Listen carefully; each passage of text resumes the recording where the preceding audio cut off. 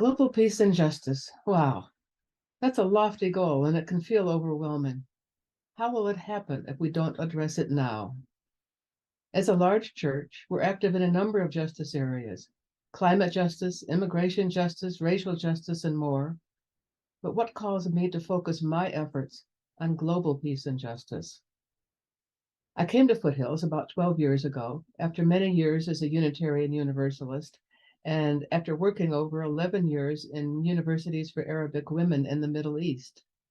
During my time overseas, my awareness of global issues increased exponentially, and my eyes were opened to the extent of conflict and injustice in other parts of the world.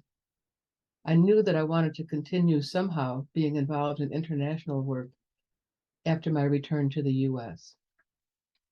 So I was happy to learn that Eleanor Dwight had founded a chapter of Unitarian Universalists for Justice in the Middle East at Foothills. I was inspired by her dedication to justice for Palestinians, and I quickly joined her in efforts to educate ourselves and others about the realities of the Israeli-Palestinian conflict and in advocacy to promote justice for Palestinians. After a year or two, I had the opportunity to visit Palestine and Israel with other Unitarian Universalists, where we met with both Palestinians and Israelis, and I saw for myself the effects of the illegal occupation on the lives of Palestinians. That experience deepened my commitment to efforts on their behalf.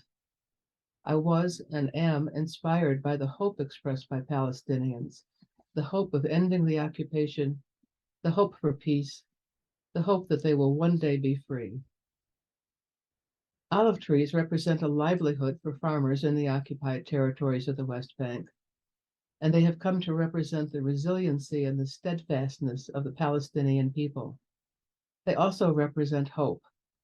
As Mitri Raheb, pastor of the Christmas Church in Bethlehem, wrote, "At times, when we feel as if the world must be coming to an end, our only hopeful vision is to go out and plant olive trees. If we don't plant any trees today, there will be nothing tomorrow.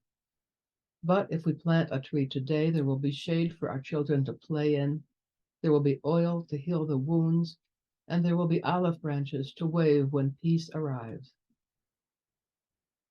I continue to feel committed to the work of UDJME, but I'm also excited to participate in the expanded mission of the Global Peace and Justice Ministry of Foothills, with the challenges of elevating peace and nonviolence, defending human rights, and countering inequality and injustice wherever they exist. I'm glad that our focus is on peace and justice, as I truly believe, and quoting Martin Luther King here, that we cannot have peace without justice, and that justice anywhere is a threat to justice everywhere. Within the overarching framework of global peace and justice, we can involve ourselves in various ways, such as singing as a form of nonviolent protest, as we've just seen in the Global Peace and Justice Pickup Choir, learning and practicing other peace-building skills, or studying regional conflicts and advocating for justice for all. There will be more opportunities for intersectional collaborations with other ministries at Foothills, as well as alliances with national and international organizations with shared goals. Justice work can be discouraging, especially when results don't seem immediately obvious. Yet it can also be deeply satisfying as we take small steps and, as we've been singing in the past few weeks, put one foot in front of the other and lead with love. We'd like to hear your thoughts on our future directions, and we invite you to request to join our email list if you would like to receive information about upcoming events and opportunities. The link for that is in the chat or is on the screen. We'll send you a brief survey about some of the possible areas of interest. We're having a planning meeting on November 1st, and we would love to have you join us for that.